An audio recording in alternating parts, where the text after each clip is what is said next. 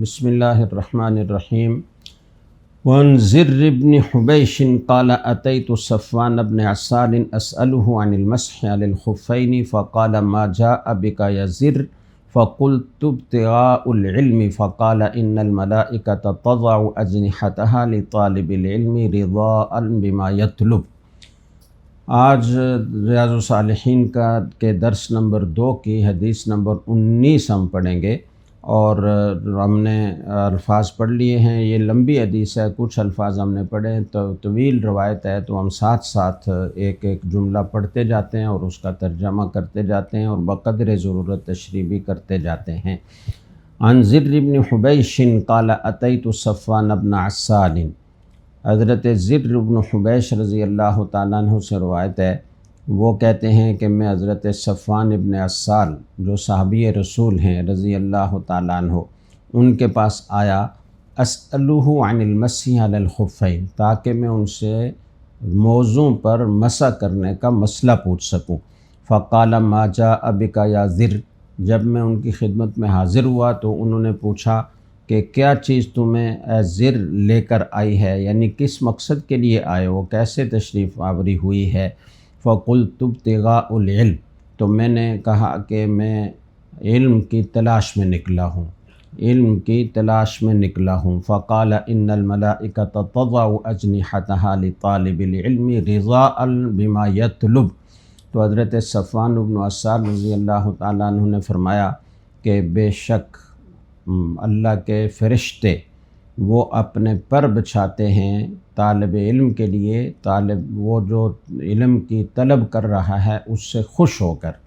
اس کا اکرام اور اعزاز کرنے کے لیے۔ یہ مضمون یہیں ہم بیان کر لیتے ہیں کہ اس کا مطلب کیا ہے۔ اس کا مطلب یہ ہے کہ نورانی فرشتے جب کسی میں جذبہ علم دیکھتے ہیں، اس کا اشتیاق دیکھتے ہیں، اس اشتیاق کی بنا پر وہ طلب علم کے لیے اپنے گھر سے نکلتا ہے، تو فرشتے اس کے اعزاز و اکرام میں پر بچھاتے ہیں۔ پر بچھانے کا ایک مطلب تو یہ ہے کہ واقعی اس کے پاؤں کے نیچے پر بچھاتے ہیں، بعض محدثین نے یہ مطلب بھی لیا ہے، لیکن بعض محدثین نے اس کا مطلب یہ بیان کیا ہے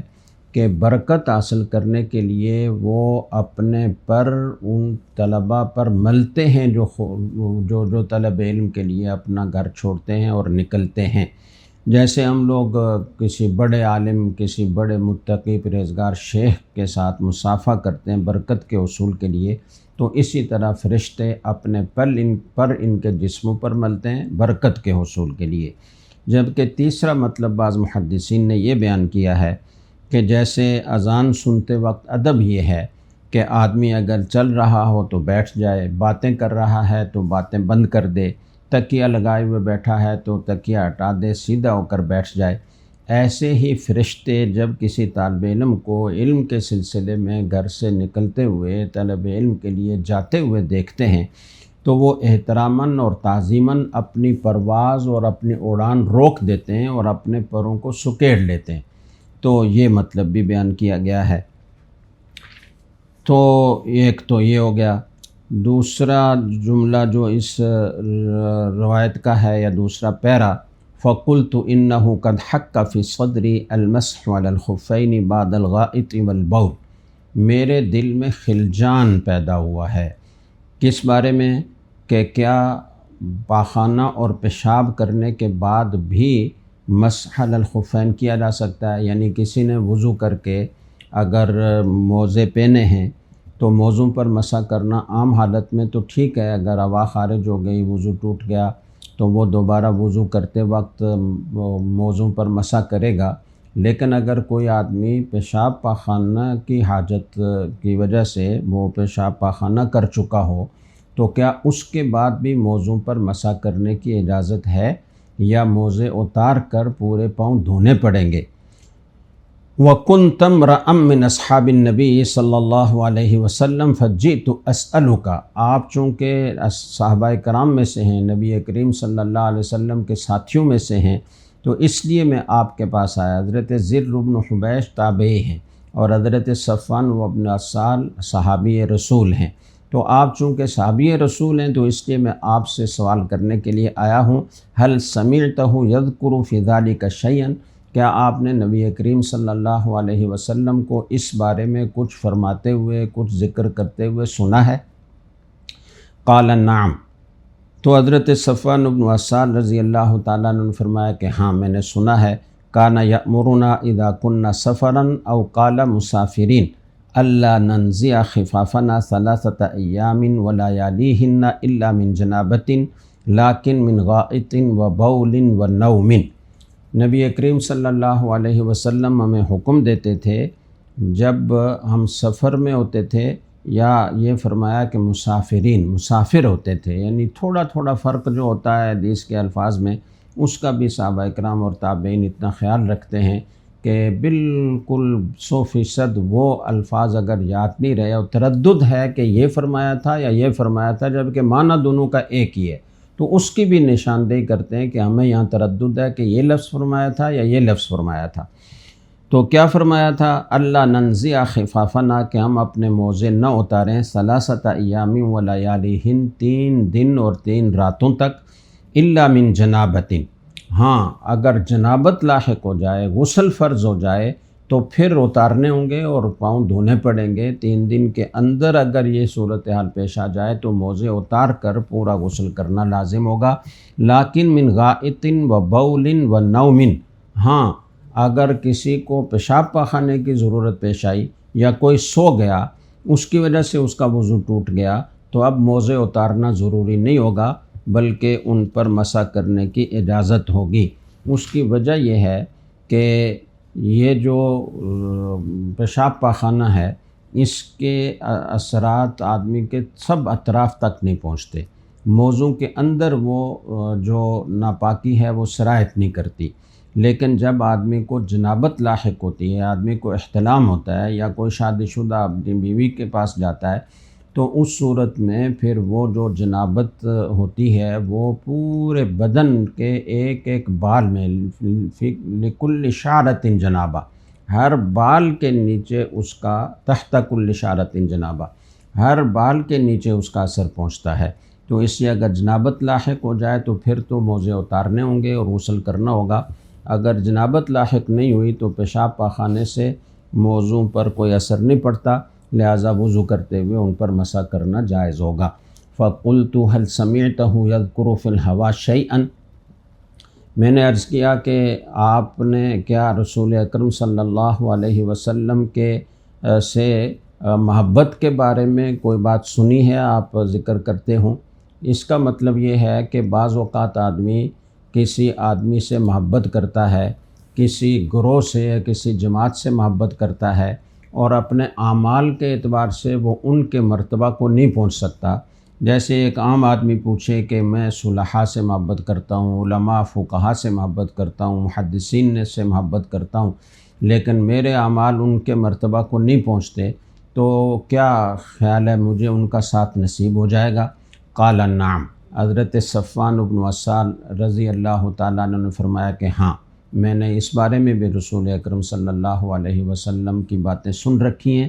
کننا مع رسول اللہ صلی اللہ علیہ وسلم فی سفر، ہم رسول اکرم صلی اللہ علیہ وسلم کے ساتھ تھے ایک سفر میں، فبینا نحن عنده اذ ناداہ اعرابی بصوت لہ جہوری، تو اس دوران کہ ہم آپ کی خدمت میں حاضر تھے تو ایک اعرابی، ایک دیہاتی آدمی وہ آیا اور اس نے اپنی بلند آواز سے آواز لگائی، یا محمد،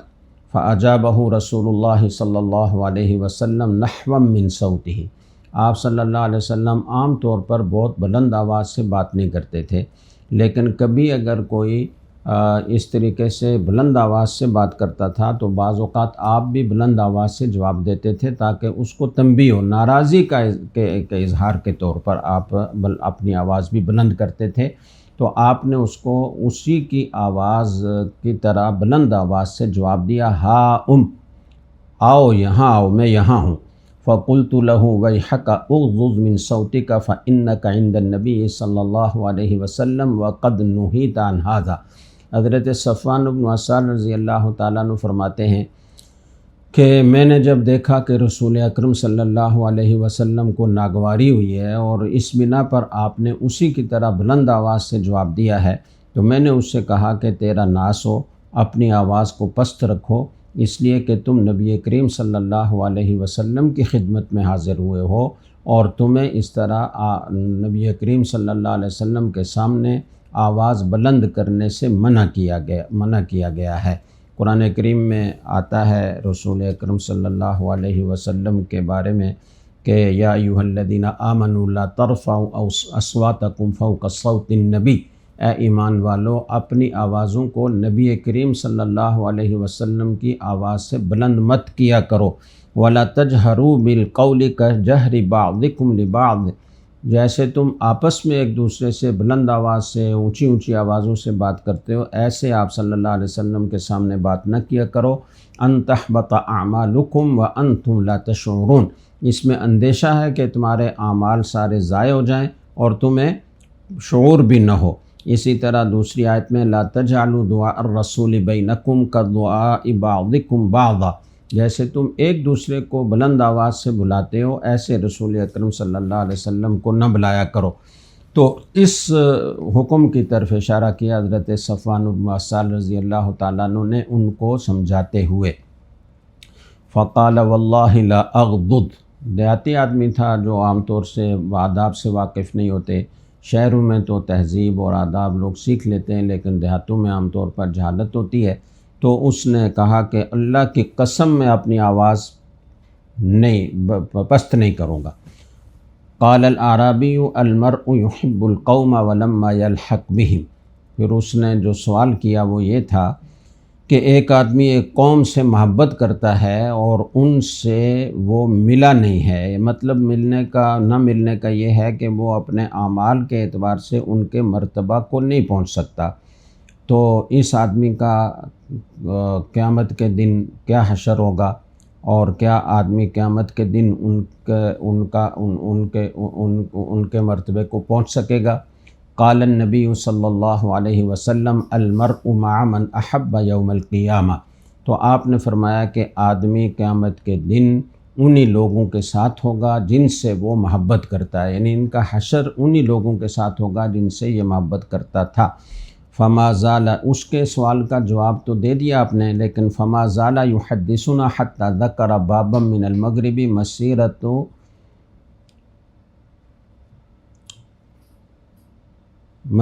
عرضہ او قال یسیر الراکب فی عرضہ 40 او 70 عاما، اس سلسلہ گفتگو میں آپ نے جو اور باتیں ارشاد فرمائی ان میں سے ایک بات یہ بھی آپ نے فرمائی، آپ حضرت صفوان بن عسال کہتے ہیں کہ آپ ہم سے مسلسل بات چیت کرتے رہے یہاں تک کہ آپ نے مغرب کی طرف سے ایک دروازے کا ذکر کیا، مغرب کی طرف، اور یہ فرمایا کہ مسیرت عرضہ او قال یسیر الراکب فی عرضہ 40 او 70 عاما، جس کی چوڑائی کی مسافت، یا یہ فرمایا کہ گھوڑ سوار اس کی چوڑائی میں 40 سال یا 70 سال تک چلتا رہے گا، اتنا چوڑا دروازہ ہوگا، جنت کا دروازہ ہوگا۔ قال سفیان احد الرواة قبل الشام خلقه اللہ تعالی یوم خلق السماوات والارض مفتوحا للتوبۃ لا یغلق حتى تطلع الشمس منہ، فرمایا حضرت سفیان ثوری رحمہ اللہ تعالیٰ اس روایت کی دوسری سند میں ایک راوی ہیں، تو وہ یہ فرماتے ہیں کہ آپ صلی اللہ علیہ وسلم نے شام کی طرف اشارہ کر کے فرمایا تھا کہ اس طرف ایک دروازہ ہوگا، اور اللہ تعالیٰ نے اس دروازے کو اس دن پیدا کر دیا تھا جس دن آسمانوں اور زمین کو پیدا کیا تھا۔ یہ دروازہ توبہ کے لیے کھلا رہے گا یہاں تک کہ بند کر دیا جائے گا اس وقت جب کہ سورج مشرق اس دروازے سے طلوع ہوگا، یعنی مغرب سے طلوع ہوگا، بجائے مشرق کے مغرب سے طلوع ہوگا، تو اس وقت تک یہ دروازہ جو ہے وہ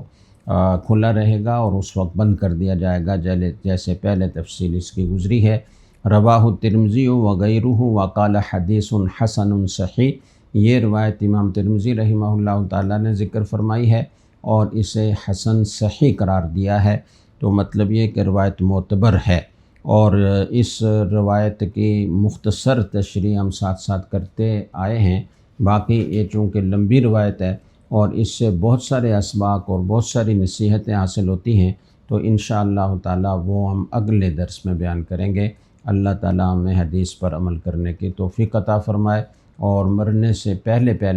توبہ کی توفیق عطا فرمائے۔